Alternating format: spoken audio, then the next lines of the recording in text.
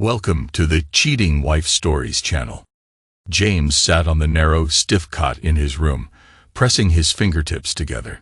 His eyes showed no fear, no despair, just cold, calculated focus. The walls around him were sterile white, just like the people in identical scrubs who came in 3 times a day with his meds. He knew every move they made was part of the game his wife had dragged him into. Victoria had always been smart, cunning, even. But this time, she had outdone herself, locking him away, labeling him insane, a flawless plan. Except for one thing. James had no intention of playing by her rules. He knew exactly what he had to do. They had met in college. She was small, full of life, with a dusting of freckles across her nose. She had a quiet kind of charm, the kind that didn't need loud laughter or attention-seeking antics. She just walked into a room, and people instinctively wanted to be near her. James was no exception. Their first meeting happened in the library. Victoria had been on her tiptoes, stretching to grab a heavy book from the top shelf, when James instinctively reached up and took it down for her. She turned to him with a smile, eyes sparkling. "Thanks, kind sir," she teased. "You just saved me from complete and utter embarrassment." James laughed. From that day on, they were inseparable. Long evenings in the park, endless conversations, coffee under the big oak tree by the dorms. Their first kiss happened there, beneath that same tree. They talked about the future, about a house with a white picket fence, about the sound of their child's laughter filling the backyard. They swore they'd always be together. When he proposed, he did it in a way only Victoria would appreciate. She loved puzzles and treasure hunts, so James created one just for her. He left notes at all their special places, the library where they met, the coffee shop where they had their first date, and finally, under that old oak tree.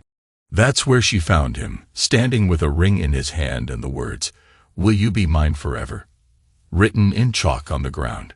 She cried, nodded, and whispered, "Yes." After the wedding, life went exactly as planned. James and Victoria settled in a quiet little town in Colorado, the kind of place where everyone knew each other, where the main street glowed with warm lamplight in the evenings, and the scent of fresh-baked bread drifted from the local bakery. James started out small in the real estate business, selling modest homes, nothing over $200,000. He put in the work, driving endless miles between small towns, shaking hands with local homeowners, and building a reputation as a man you could trust. Little by little, he gained experience, learned the ins and outs, and before long, he was closing deals on high-end ranches and luxury estates worth $1 or $2 million. Success didn't come overnight, but 5 years in, when he finally landed his first 6-figure commission, he knew he and Victoria could finally afford the home of their dreams. They spent months searching, but when they found it, they knew. A spacious yet cozy house on the edge of town, sitting on a big stretch of land with rolling hills in the distance, the kind of place where mornings started slow, coffee in hand on the covered porch, watching the sunrise through wide wooden-framed windows. Inside, it had everything they wanted: vaulted ceilings, a stone fireplace in the living room, and a big kitchen with custom wooden cabinets and granite countertops. But James's favorite part was his study, with its rich mahogany bookshelves, plus the oversized garage where his black idyllic Escalade had its own perfect spot. Victoria turned the house into a home. She had an eye for details: soft blankets draped over chairs, an old antique clock on the shelf, dried flowers in vases. In the fall, carved pumpkins lined the porch steps. In the winter, the fire crackled, filling the house with the scent of burning wood. And in the spring, wildflowers bloomed in the yard, just the way she liked it. Here, life was good, quiet, safe. Every evening, James pulled into the driveway, dust still clinging to his coat from the road. Inside, the warmth of the fireplace and the smell of slow-cooked stew or pumpkin soup greeted him, along with the gentle hum of an old vinyl spinning on the record player. They'd eat dinner together, catching up on the day. He'd talk about clients torn between two ranches, and she'd tell him about the fox sneaking into their yard again. Coming home to this, to her, was the one thing that made the long hours worth it. Victoria poured her heart into every inch of that house, but no space received more love than the nursery. A tiny crib, shelves lined with stuffed animals, soft pastel wallpaper, everything waiting for the baby she longed for. She picked out bedtime stories, folded tiny onesies into drawers, holding on to hope. James knew Victoria had never really known stability. Her parents split when she was little. Her mother left her father for another man and took Victoria with her. Then came another marriage and another. With each one, Victoria watched new faces come and go, watched love that seemed so real fade into nothing. She told herself she'd never let that happen to her. When she built a family, it would last. It would be real. But there was a problem. Victoria couldn't carry a child. At first, they didn't think much of it.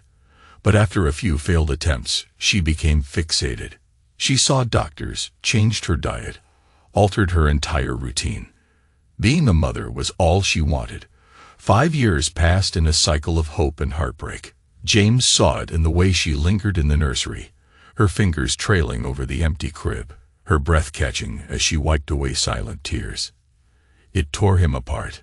He told her they could adopt, or that maybe they could just be happy together, just the two of them. But she only shook her head. He tried to lift her spirits. Once a month, he'd carve out a day off, and they'd ride horses through the national park. Those days felt like the old days. For a little while, it was just them, the wind in their hair, the sky stretching wide. And then the final verdict came. No children, not now, not ever. Victoria didn't cry, she didn't argue, she just stopped talking about it. The nursery became a home library. The baby books disappeared. Instead, she threw herself into fitness, yoga, self-improvement courses. Month by month, James watched her change. She smiled more, laughed more. He was relieved. Maybe they were going to be okay. Maybe their marriage was stronger than this. 15 years passed. James's business took off. He traveled more, homeless. They stopped going to the park. He made up for it with gifts. A hand-woven blanket so she'd stay warm when he was away, a rare Beatles vinyl, an original butcher cover for Yesterday and Today. He tracked down for 15 grand. He could still make her smile. Life wasn't the dream they had planned, but it worked. It was steady. It was enough, or at least it seemed to be. A year ago, James sold the house next door to his friend Ian Holloway, the dean of the local college, and Ian's wife, Marissa. They were the perfect couple to spend time with. No kids, good social standing. The four of them started hanging out often, backyard barbecues, weekend getaways, golf at the private club. James was glad Victoria had picked up a new hobby, playing golf under Ian's guidance. Marissa, on the other hand, ran her own cleaning business and often helped James prep houses for sale. Over time, they became like family. But a month ago, strange things started happening. One evening, James came home after work, same routine as always, parked his Escalade in the driveway, let the music play for a few extra seconds before shutting off the engine, stretched his arms, took a deep breath of crisp air tinged with pine and dry earth, then made his way to the door. Inside, he tossed his keys onto the wooden console table, took off his jacket, and hung it up neatly. And then something felt off. His eyes landed on the living room table. It wasn't in its usual spot. Instead of sitting by the window, it had been moved to the middle of the room. "Victoria," he called, stepping inside. "Why'd you move the table?" Victoria looked up from her laptop, frowning. "What are you talking about?" "The table's always been there." James's brows furrowed. "You sure?" "I remember it being over there by the window." She let out a soft laugh. "Babe, you must be imagining things. It's not a big deal. The table's always been here. Maybe you just never noticed. You've been working too much. You're tired." James hesitated. Maybe you're right. But the little things kept adding up. His keys weren't where he left them. The kettle turned on by itself. Notes in his journal, handwriting that looked like his, but wasn't, had changed. Victoria grew more concerned. "Honey, did you forget where you put the documents again?" she asked one evening, watching him search the kitchen counter. "I know I left them here." He snapped, running a hand over his face, irritation bubbling up. "You're exhausted," she said gently. "Maybe you should see a doctor, just to be safe." Even Ian had started dropping hints. "You look beat, man," he said. "Maybe you need some rest." One night, they sat together in their cozy living room. The fire crackled softly, casting flickering shadows across the walls. James noticed Victoria watching him. She seemed hesitant, like she wanted to say something but wasn't sure how. "Just say it," he told her. She took a slow breath, fingers tracing the spine of the book in her lap.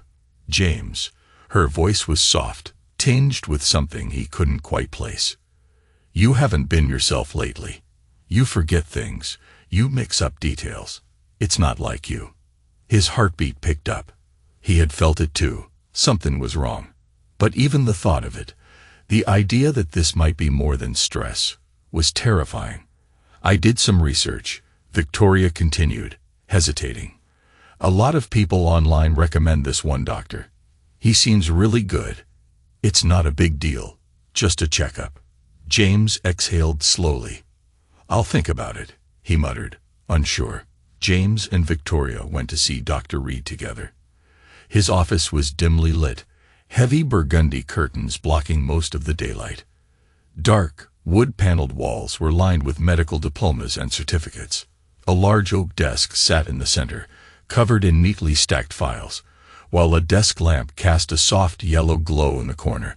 The air was thick with the scent of old books, antiseptic, and faint cigar smoke. James sat in a massive leather chair, feeling the cold press of its upholstery against his back.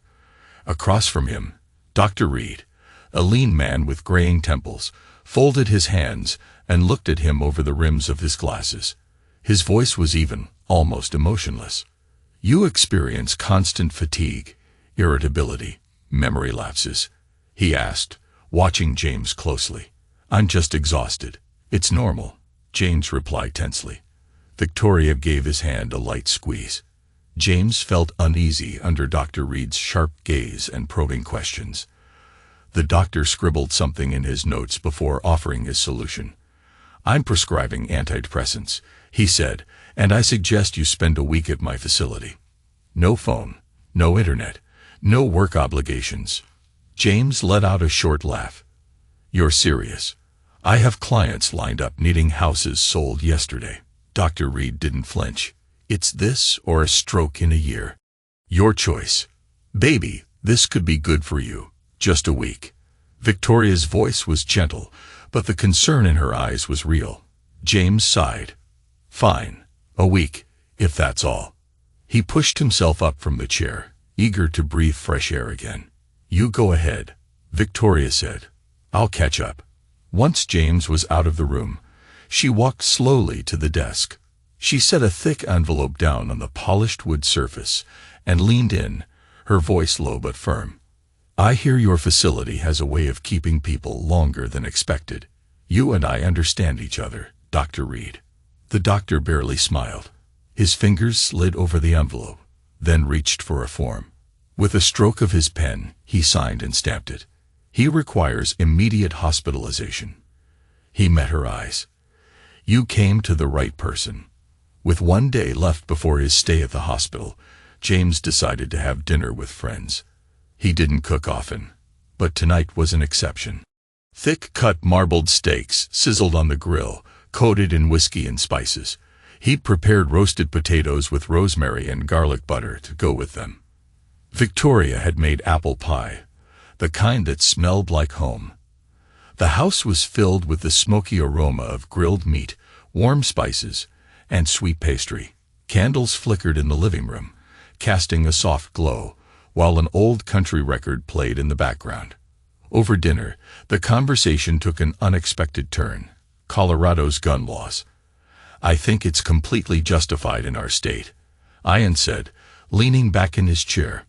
We're not New York. We've got wide-open land, wildlife, bears. People have the right to protect themselves. Yeah, but from what? Marissa scoffed. It's not like bears are strolling down our street. I love guns, Victoria said suddenly, swirling her wine. The danger, the adrenaline.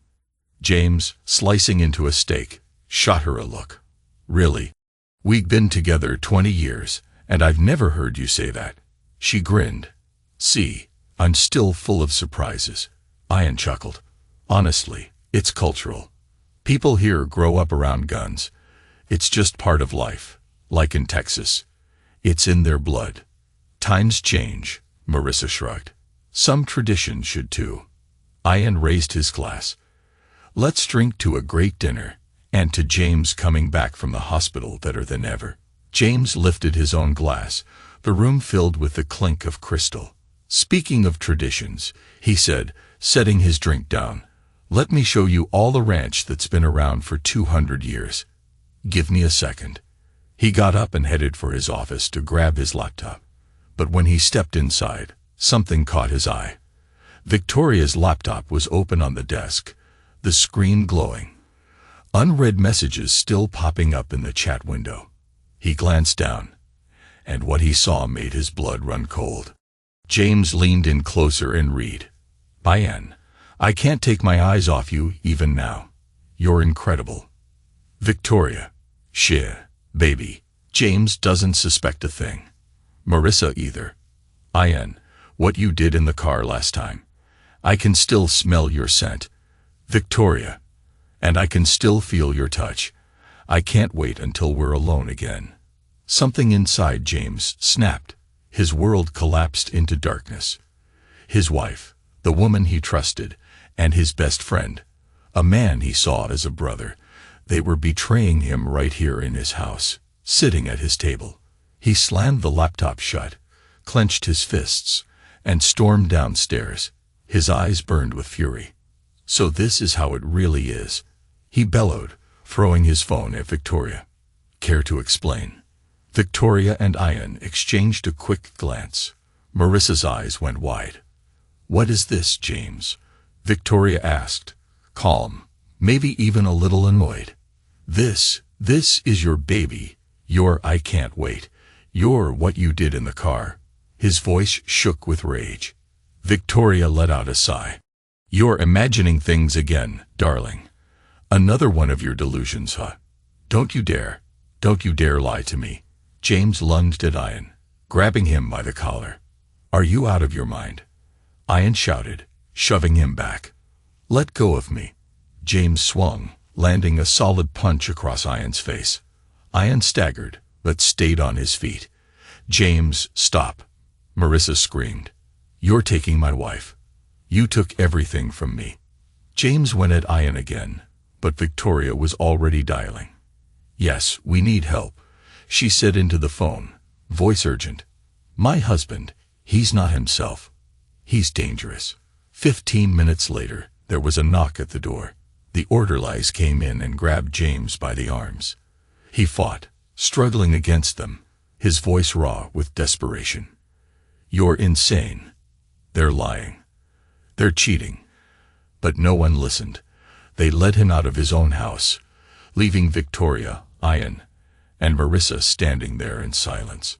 James woke up to sunlight hitting his face through a barred window. No curtains, no warmth. He had no idea how he got here. And for a moment, he wasn't even sure where here was. A big, sterile room, white walls, a few chairs. His head felt heavy, like he'd been in a long, restless sleep. He tried to stand, but his body wouldn't cooperate. He sank back onto the stiff mattress. A few minutes later, a nurse walked in. Good morning, Mr. Beaumont, she said gently. How are you feeling? Where am I? What's going on? His voice was quiet, hoarse. She gave him a reassuring smile. You're in a hospital, Mr. Beaumont. Well, Greenwood Clinic, specifically for people who need help. We're here to help you recover. James nodded slowly. trying to process her words. The nurse kept smiling. "Dr. Reed will be in to see you soon." Then she left. Dr. Reed. He'd said something about a retreat, about rest. But this wasn't that. "Welcome to Greenwood Clinic," a voice muttered from the next bed. James turned his head for the first time and noticed a thin man sitting there, staring at the wall, rocking back and forth. And then it hit him. An asylum. James clenched his fists. This was an asylum. The place reeked of bleach, urine, and something stale, like fear that had settled into the walls over time.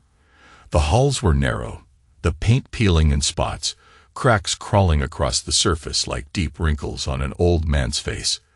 The rooms were bare, the metal frame beds lined up like barracks, thin mattresses covered with sheets so rough they felt like sandpaper. At night, the silence would be shattered by distant groans, the occasional scream, and sometimes an eerie, unnatural stillness that was even worse. James noticed something odd right away. Most of the patients were elderly, mostly women. They were clean, well-kept, their posture and mannerisms showing signs of refinement. They spoke in hushed voices, careful, deliberate. But their eyes carried a quiet sorrow. How did they end up here? James wondered. They don't seem crazy. Were they tricked into this place, just like me? Time inside these walls stretched and warped, dissolving into a slow, endless loop. The only thing anchoring James, keeping his mind sharp, was one thought: revenge. The days blurred together into routine. Early wake-ups, lining up for pills that dulled the mind, softened the edges of reality. At first, James pretended to take them, slipping them under his tongue and flushing them down the toilet later. But someone must have seen. One afternoon, a burly orderly stormed into his room, grabbed him by the collar, and yanked him up. James knew what was coming. He'd already seen what they did to people who broke the rules. Just a few days earlier, he'd caught a glimpse of an old man, one of the loud, defiant ones, being dragged down the hall. They took him into that room, the therapy room. Minutes later, James heard the machine start up, a low mechanical hum. Then the screams. The overhead lights flickered. Eventually, the doors swung open again, and two orderlies wheeled out a stretcher. The man was still, unmoving, his body covered by a white sheet. "Is this how it ends for me?" The orderly shoved James through the door and locked it behind them. Then, in a low voice, he said, "Be careful. Don't get caught." James stiffened. The man's dark eyes met his. No emotion, but something behind them. A warning. "What?" James whispered. The orderly glanced at the door. "I've been watching you. I knew right away you don't belong here. Someone put you here." James's jaw tightened. "My wife," he muttered. The man gave the slightest nod. "This place, it's not what it looks like. Rich families pay off Reed to lock people away. Usually, it's old women. Their kids want them out of the way so they can take the money. But a man like you, that's rare."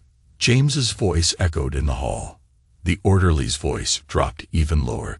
"Just don't let them catch you slipping." And then he was gone, leaving James alone with new dangerous thoughts. A week later, Victoria came to visit. She strolled in like she owned the place, her expression calm, almost smug. "What the hell have you done?" James's voice was barely a whisper, but the fury in it was sharp enough to cut glass.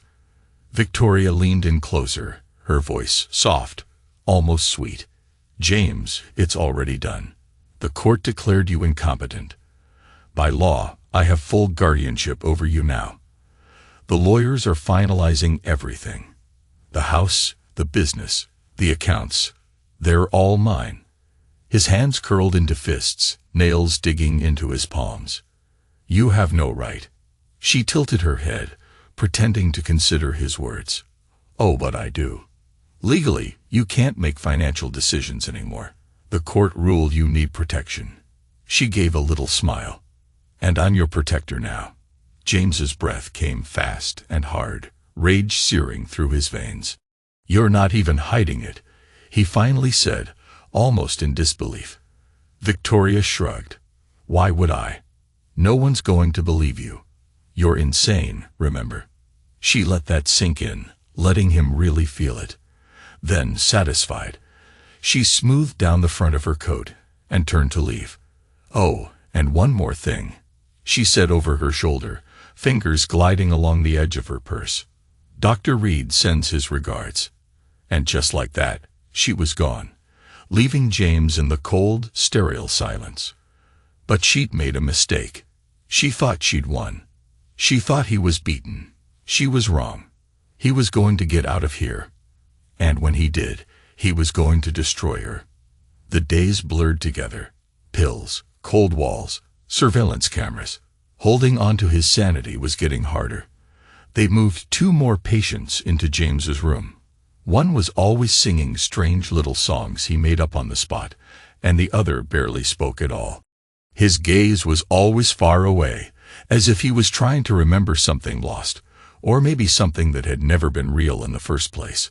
The only thing James ever heard him say, "I'm not supposed to be here," at 11 a.m. sharp, every single day.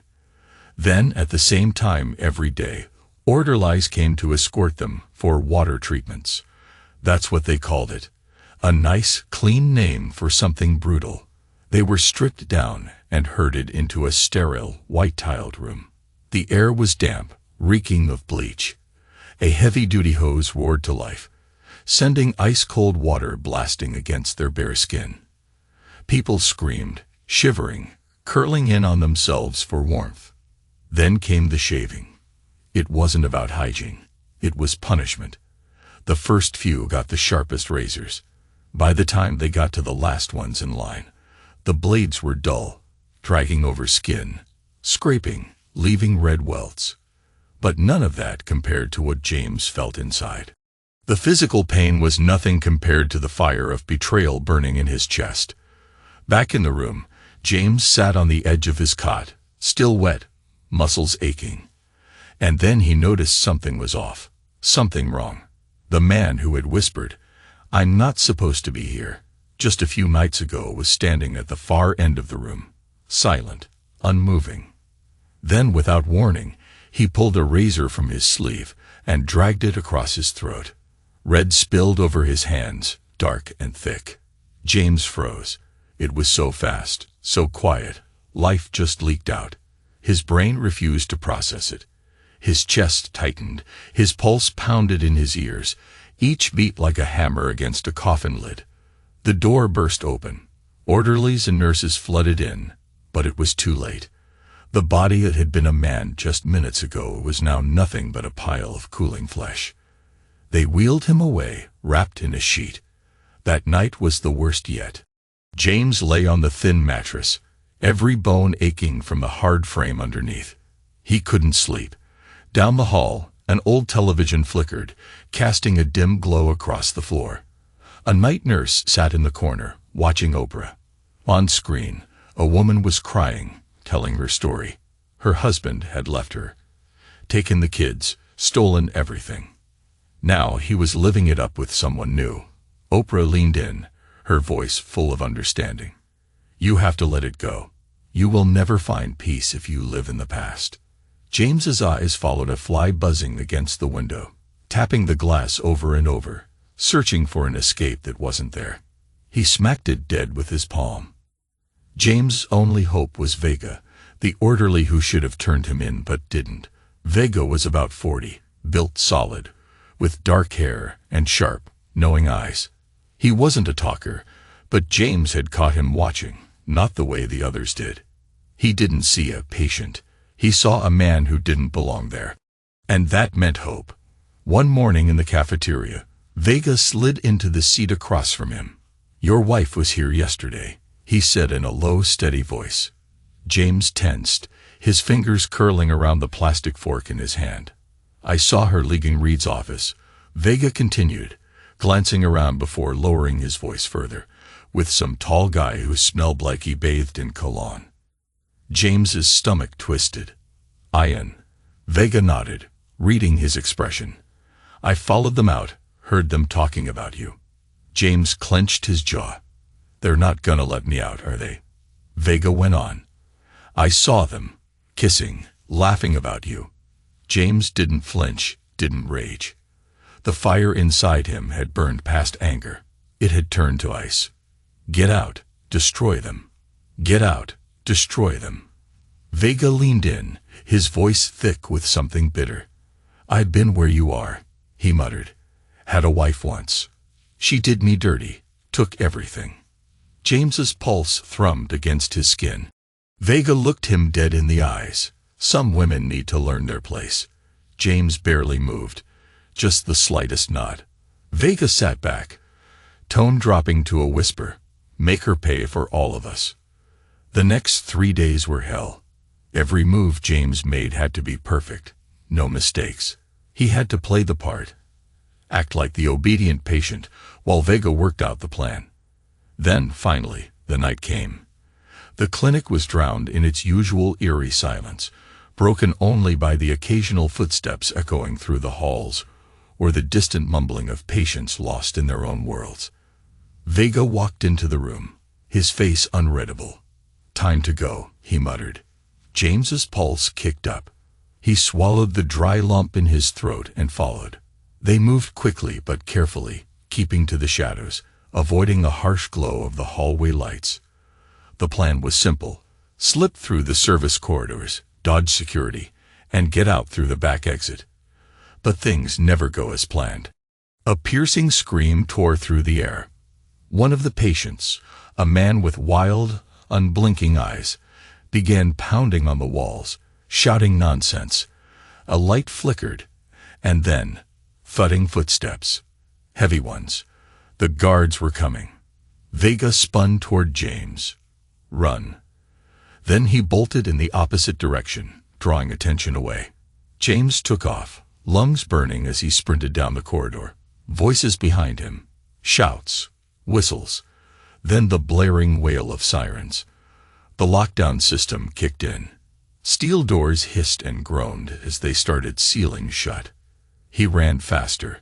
One last door ahead, already halfway down. He threw himself forward, diving under it just as it slammed behind him. Cold metal scraped his back. He hit the ground hard, knees slamming into concrete, but there was no time for pain. He was in a maintenance tunnel, narrow, dimly lit, walls reeking of bleach and rusted pipes. Water dripped somewhere close. The air was damp, heavy. He kept moving. Then, an exit, the last door. Beyond it, freedom. But standing between him and the outside world was a guard. James's eyes flicked around, searching. His gaze landed on a metal tray filled with medical tools. No time to hesitate. He grabbed it and hurled it at the guard, catching him in the shoulder. The man flinched just enough. James charged, shoved past him, and burst through the door. Cool night air hit him like a slap. The distant wail of sirens faded behind him as he sprinted into the dark. He was free. James ran through the wilderness, his breath ragged, his body aching. The underbrush tore at his legs, damp with morning dew. His arms were scratched, his clothes tattered. He didn't know how long he'd been running, how far he'd gone. He only knew he couldn't stop. They'd be looking for him. Colorado was big, but not big enough when people were hunting you. For 2 days, he wandered through the forest, drinking from streams, eating wild berries. His body screamed for rest, but something inside him burned hotter than exhaustion, revenge. When he finally stumbled onto a gas station at the edge of some nowhere highway, he knew he had one shot. He needed someone who wouldn't ask questions. There was only one man he could call.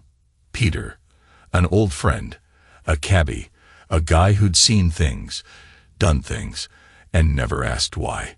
James stood back in the shadows of the streetlight, waiting. 10 minutes later, a beat-up sedan rolled up to the curb. The windows slid down, and Peter gave him a long look. "Jesus," he muttered, "you look like you crawled out of a grave." James pulled the door open and slid in. Feels about the same. Peter reached into the back seat, pulled out a bundle of clothes, and tossed it over. Ain't no Armani, but it'll do. James took the old sweater and jeans, nodding his thanks. The warmth of the car wrapped around him. Coffee, cigarettes, the smell of the road. He leaned back, head against the seat, and for the first time in 2 days, he let his eyes close. They pulled onto the highway. "You need cash?" Peter asked. James nodded. James stepped out of the car, standing for a moment under the flickering neon glow of the vacancy sign. The buzzing light cast a sickly green hue over the rundown roadside motel. The parking lot was cracked, littered with old receipts and cigarette butts. The faded curtains in the windows barely hung on, some drawn tight, others left open just enough to show glimpses of tired, dimly lit rooms. A perfect place to disappear. At the front desk, no one asked questions. He slid over cash, took the key, and walked down a musty, dimly lit hallway. The floor creaked beneath his boots. His door groaned as he pushed it open. Inside, the room smelled of mildew and cheap disinfectant. The bed was narrow, the mattress lumpy and caved in from years of neglect. The comforter looked like it hadn't seen a washing machine in months. Water stains stretched across the walls, and a crumpled fast food bag lay abandoned on the floor. The mirror in the tiny bathroom was streaked with grime. James didn't care. He locked the door behind him, kicked off his boots, and collapsed onto the bed. The mattress was softer than he expected, the first soft bed he'd laid on in months. His eyes shut, and just like that, he was out. No dreams, no nightmares, just darkness. James couldn't go home. That life was gone. His house, his business, his name, everything belonged to Victoria now. Instead, he hitchhiked to Fairview. There, at Riverbend Lake, his family had once owned a hunting cabin, a forgotten place tucked deep in the trees, where the walls were cracked from age, and tomorrow, 10 p.m., the dock. Come alone. The next night, Marissa arrived at the meeting spot. She stood near the pier, arms crossed, clutching her purse like it was a lifeline. She kept glancing around, tense, on edge. James emerged from the shadows. "Jesus, James." She sucked in a breath.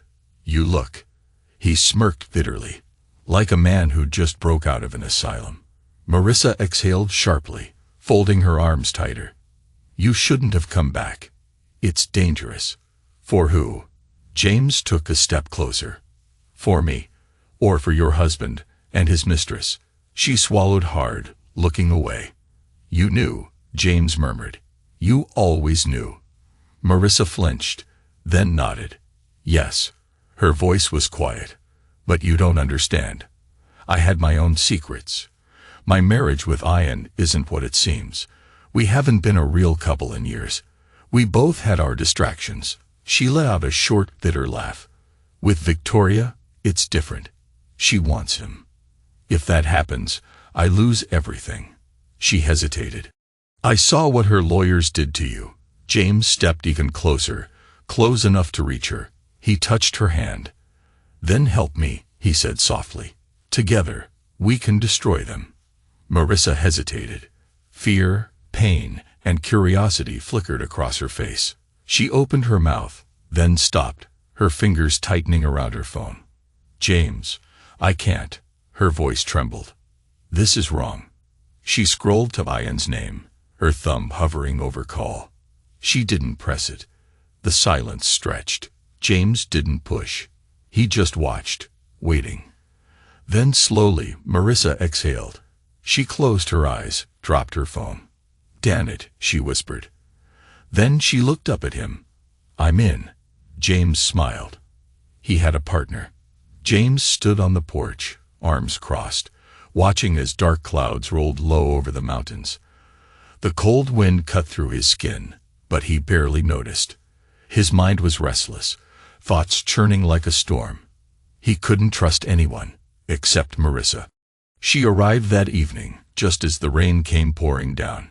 She climbed out of her car, clutching an old blanket, and draped it over his shoulders. "You can't live like a wild animal," she said softly. "You have to think straight." "This is all I have left," James muttered, staring at the fire flickering inside. On the table sat a homemade meat pie, fresh bread, and a thermos of steaming coffee. The smell hit him hard. It smelled like the past, like a life that was gone. And that hurt more than he expected. He ate slowly, cautiously, as if expecting it to be some kind of trick. Marissa sat beside him, close enough that their shoulders touched. After a moment, she reached over, resting her hand on top of his. Their eyes met. "We can do this," she whispered. "Together." James didn't answer. Instead, he just squeezed her fingers gently. It was the first sign of trust, maybe something more, but neither of them was ready for that. The betrayal still felt too fresh, too raw.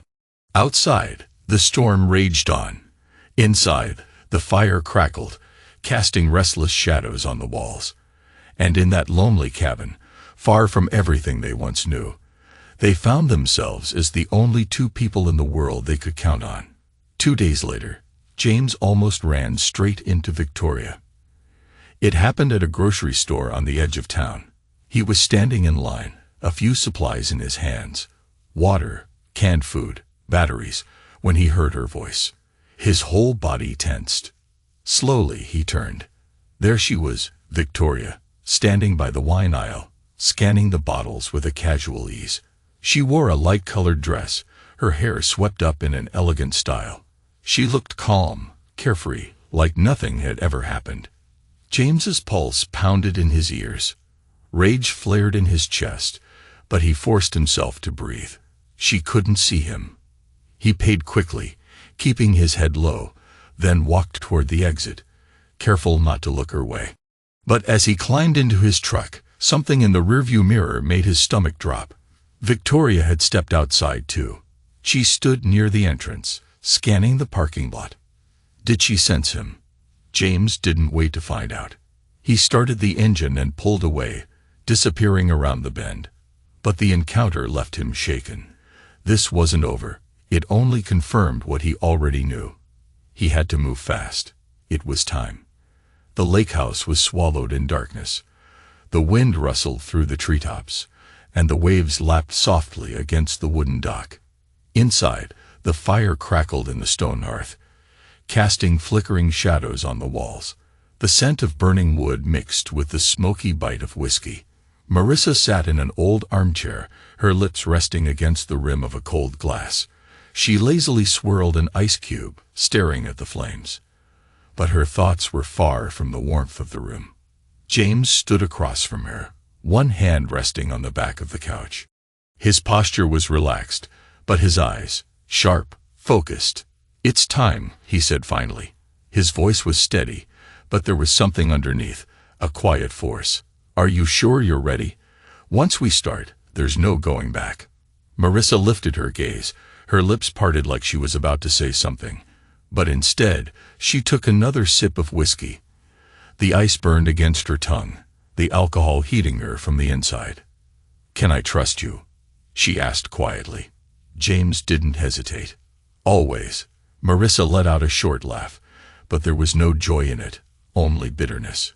"Hard to trust men after years of being lied to," she murmured. Her voice wavered for just a second before she caught herself. "The open marriage idea. That was Ian's. I only agreed because I thought if I played along, he'd see me differently, like I was special." She shook her head, stirring the ice in her glass again. "Truth is, I never had a lover.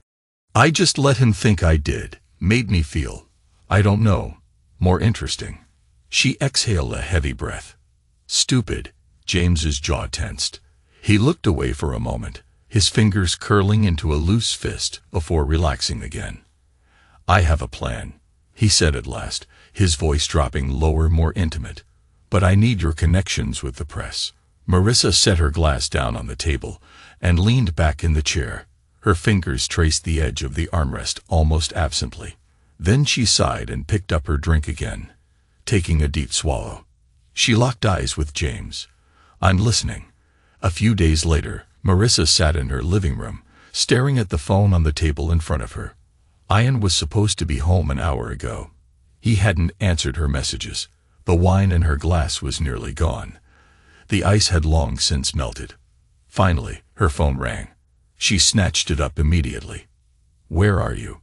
she asked, skipping the formalities. "Got caught up at work," Ian said casually. He sounded completely at ease, then decided to unwind for a bit. "Golf club, you know how it is." In the background, she heard muffled voices, then laughter, a woman's laughter. "Victoria says hi," Ian added, and she could hear the smirk in his voice. Her grip tightened around her glass, knuckles going white. "I see," she said evenly. "Relax, babe.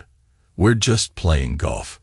Marissa's face burned, her heart hammering against her ribs. She knew he was lying, but hearing Victoria's laugh in the background, hearing how easy it was for them to mock her right in the open, that was different. That was enough. She felt her breathing slow, her thoughts sharpen, her hand no longer trembling. "Fine, Ian. Enjoy your game." She ended the call and sat motionless for a long moment. Then, without hesitation, she grabbed the nearly empty wine bottle, dumped the rest down the sink, and tossed it in the trash. That was the last humiliation she would ever take. The next morning, right at 8, Marissa was already at James's cabin by the lake. The air was crisp, carrying the scent of damp earth and pine. The lake stretched out before them, still as glass, with only the occasional ripple from the wind. James sat on the old wooden dock, his hands resting behind him as he stared into the dark water.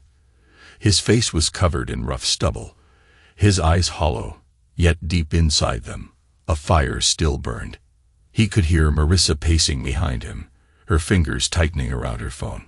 She hadn't slept much. Thoughts swarmed in her head all night, offering no relief. She had reached out to an old contact, Oscar Bennett, a sharp-tongued journalist with no mercy for corruption. He was the kind of man who could drag Ian and Victoria into the daylight. Now she was just waiting for his call. The silence around them was thick, suffocating. She could hear her own breath. So could James. He didn't say a word, but he could feel the tension in her movements, the hesitation, the anger. Finally, the phone vibrated in her hand. She exhaled sharply, as if preparing to step off a cliff. Then she answered. "Is it ready?" Her voice was steady, though her hands trembled slightly. "The evidence is airtight," Bennett replied. "By tomorrow morning, it'll be front-page news." Marissa closed her eyes for a moment. Just yesterday, she had been terrified of exposing Ian and Victoria. Now, she and James were standing at the edge of the abyss, ready to push them over. The next day, the town exploded. The fake madmen.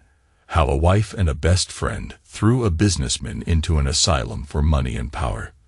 The headlines screamed from every newspaper stand. The article laid it all out: Victoria and Ian's conspiracy, the bribed doctor, the forged medical records, the fraudulent transfer of James's assets. And there it was, right under the headline, a picture of Ian standing next to Victoria, both smiling. Only now, it looked like a death sentence. Victoria's phone wouldn't stop ringing, calls from reporters, attorneys, acquaintances. She paced the room like a caged animal. "This is a disaster, Ian. We have to do something." Her voice shook with fury. "Calm down. I'll talk to the lawyers," Ian stammered, rubbing his face. There has to be a way out. But there wasn't. The story spread like wildfire. Ian, who just yesterday walked the halls of the university, shaking hands with professors and students, was now a pariah. Every major paper, every news site, even the local gossip blogs, they all had the same story. Fraud, bribery, betrayal. The university's board called an emergency meeting. They didn't even ask Ian to explain himself. The decision was swift: termination. The official statement cited behavior unbecoming of an academic leader and in direct conflict with the values of the institution. Ian tried to fight it. His attorneys filed appeals, sent letters, begged for a private settlement. But no one wanted anything to do with him anymore. Every door slammed shut.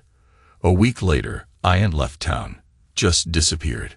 For a while, His name still came up in quiet conversations, but eventually he became nothing more than a cautionary tale, something people whispered about over coffee. Did you hear what happened to Ian? Yeah, that's how it ends. As for Marissa, she took him for half of everything he had. And when the papers were signed, her heart was finally at peace. She had made the right choice. The court overturned James's case. The new evidence, the relentless journalism, and the public outrage had done their job. After a few weeks, he was fully exonerated, his rights reinstated. The ruling was clear. Everything would be returned to him. The house, the bank accounts, the business. And Victoria, she lost it all. The money, the properties, the reputation, everything she had clung to, everything she had built her life around, was now gone. When the judge read the final verdict, she turned, locking eyes with James. His face was calm, not triumphant, not angry, just cold, indifferent. Victoria was waiting for him in the courthouse hallway. When he stepped out of the courtroom, she moved toward him. James, her voice was hoarse, but she held herself together. Can we talk? He stopped, eyes blank as he looked at her. About what? His voice was steady, emotionless. You know this isn't how it was supposed to end, she said, her breath shallow. Things got out of control. I just wanted my house, my life. He tilted his head slightly, as if genuinely curious. Yeah, I noticed. Victoria clenched her teeth, hands trembling. I made a mistake. I was cornered. You didn't leave me a choice. James studied her with mild interest. And what was I supposed to do? Just hand everything over and disappear, accept your betrayal, let you bury me in that clinic. His voice was calm, but every word was sharp as glass. Victoria said nothing. You thought I wouldn't make it out. James let out a quiet, bitter chuckle. That no one would believe me. That was your mistake, Victoria. You underestimated me. Her lips trembled, but no words came. James turned and walked away without looking back. Victoria stood frozen in the empty hallway, her fists clenched. She had lost, and she didn't even realize yet. It wasn't over. James had no intention of just going back to his old life. Standing on the shore of the lake near his hunting cabin, he held a photograph of Victoria in his hands. His gaze was cold, steel, unforgiving. This isn't over, he murmured. The wind carried his words into the dark. The final blow. James had spent weeks preparing for the last stage of his plan. He chose a method that would break Victoria slowly, piece by piece. No direct confrontation, no obvious moves. Just a subtle, creeping manipulation that would make her doubt herself, her choices, her reality. The same way she had done it to him. But James had to be smarter than she was, more invisible. He watched her from a distance. Victoria had stayed in town, though her life looked nothing like before. She rented a tiny apartment on the outskirts. 1 bedroom, worn-out furniture, cheap curtains that barely covered the windows. Before, thanks to James, she'd never worked a day in her life. Now, she had no choice. She took a job at a small cafe, the only place that would hire her. When familiar customers walked in and recognized her, she saw it in their eyes. Pity, quiet disgust, or outright contempt. Victoria had become a cautionary tale, a name people whispered about, but never too loudly. James started with anonymous phone calls, just silence, breathing on the other end. Every time her phone rang, Victoria's heart slammed against her ribs. Was it real? Was someone watching? Or was it just her own paranoia eating her alive? Then came the emails from an unknown sender, and they terrified her. Victoria, you have no idea how much I know about you. When you walked past me today, I caught the scent of your body wash. Fresh, citrusy, like lemon tart, almost good enough to eat. She stopped going out after dark, locked and double-checked her windows. The messages kept coming every night. Victoria, you know I'm always there, even when you don't see me. Soon, I'll be part of your life. Tomorrow morning, I'll leave you a little gift outside your door." The next morning, she stood frozen at her apartment door, before finally gathering the courage to open it. Nothing. No package, no note, nothing tangible at all. But it didn't matter. The fear was real. Victoria barely slept. She was alone, too ashamed to tell anyone what was happening. After the scandal with Ian, everyone had turned their backs on her. No friends, no allies, no one to confide in. James knew exactly what she was feeling. Fear, doubt, the slow unraveling of control. Victoria became paranoid, jumpy, suspicious of every shadow. Until she finally snapped. She walked into the police station, frazzled and pale, dark circles under her eyes telling a story of sleepless nights. Her clothes, a plain jacket, faded jeans, made her look like a shadow of the woman she used to be. She kept glancing over her shoulder, as if her stalker was right there, breathing down her neck. A young officer looked up from his computer. "How can I help you?" I need to file a report," she stammered. Her voice was shaky. She ran a hand through her hair, trying to steady herself. "Someone is following me." The officer gave her a quick once-over, then nodded toward a chair. "All right, ma'am. Have a seat. Tell me everything." Victoria's hands trembled as she pulled out her phone, opening her email and shoving it toward the officer. "These messages," she said, her voice cracking, raw with exhaustion. "They keep coming. I don't know who it is. He knows where I live, what I do, what I wear." Her breath hitched. "I'm scared to leave my apartment." The officer took the phone, scrolling through the messages, his expression unreadable. "Have you seen anyone suspicious hanging around your building?" he asked. Victoria shook her head, gripping the edges of her coat like it was the only thing holding her together. "No, but I feel it every time I step outside." The officer sighed, flipping through a few more messages. "We can file a report," he said, voice flat, practiced. "But unless there's an immediate threat, there's not much we can do." Victoria clenched her hands into fists on her lap. "So you're just going to do nothing?" Her voice shot up, frustration pushing past her fear. The officer finally looked at her, gaze steady but distant. "We'll see if we can trace the sender," he continued. "In the meantime, just be careful." "Be careful?" Victoria grit her teeth as she stood up. "By the way," the officer added, flipping a pen between his fingers, "you are Victoria Beaumont, right?" She stiffened at the sound of her last name, then turned back. The officer smirked. "Some people just get what they deserve." A chill ran down her spine. When Victoria left the station, the fear didn't fade. If anything, it tightened its grip on her. Because out there in the dark, someone was still watching. The police took her case seriously at first. They ran an analysis on the threatening emails, tracked the calls made to her apartment. And what they found? Victoria had been sending the messages to herself. The threatening calls, made from her own phone, like she'd staged the whole thing. Sitting across from the precinct captain, Victoria pressed her knees together, hands gripping the chair. The captain skimmed through a file before finally looking up. "Mrs. Beaumont," he said, measured, almost bored. "You do realize filing a false police report is a crime?" Victoria flinched. "What?" Her voice came out small, lost. The captain slid a report toward her. "According to our tech department, the emails came from your own device. The calls from your cell phone. You sent those messages to yourself." Victoria's breath caught. Her vision blurred. "No, that's not possible." Her voice dropped to a whisper. "That has to be a mistake." "I wouldn't." She swallowed hard. "Why would I do that?" The captain raised an eyebrow. "That's a good question." He leaned back in his chair, watching her reaction.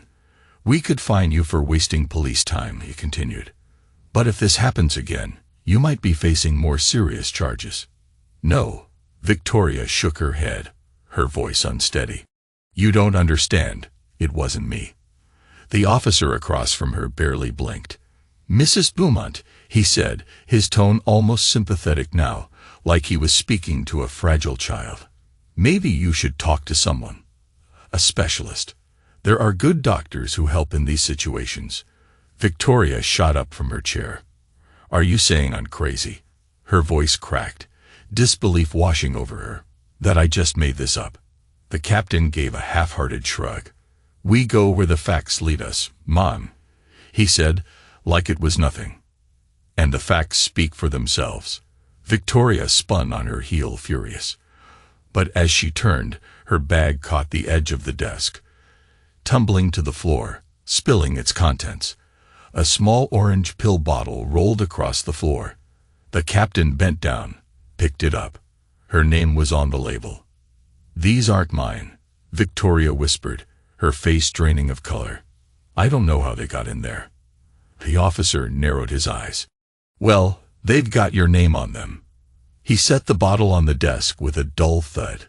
"Looks like you could use some help after all." Victoria's pulse hammered in her ears. This wasn't happening. She turned, making a break for the door. She barely made it 2 steps before hands grabbed her. Rough, unyielding. She struggled. Then the room tilted. Her head slammed against the cold tile floor. And then, nothing. When Victoria came to, she was in a cold, sterile room, surrounded by walls the color of dirty linen. Light seeped in through a barred window. Heavy iron doors shut her off from the world she once knew. On the other side of those doors, James stood still, feeling his chest tighten. He had waited a long time for this moment, and now that it was here, so close he could almost taste it, his heart pounded harder than usual, excitement mixed with relief. This was it. He took a deep breath before stepping inside. Victoria sat on the narrow hospital bed.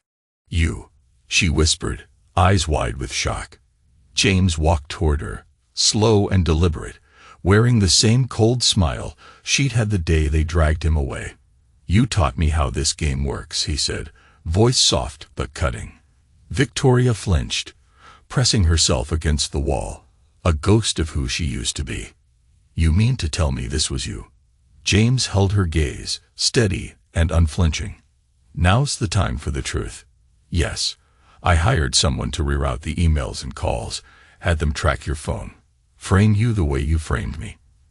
Victoria's lips trembled. "The pills," she choked out, still struggling to believe it. James shrugged. "Slipping them into your bag at the store wasn't hard." Victoria's breath quickened, her hands balled into fists. "I'll tell the police," she shrieked.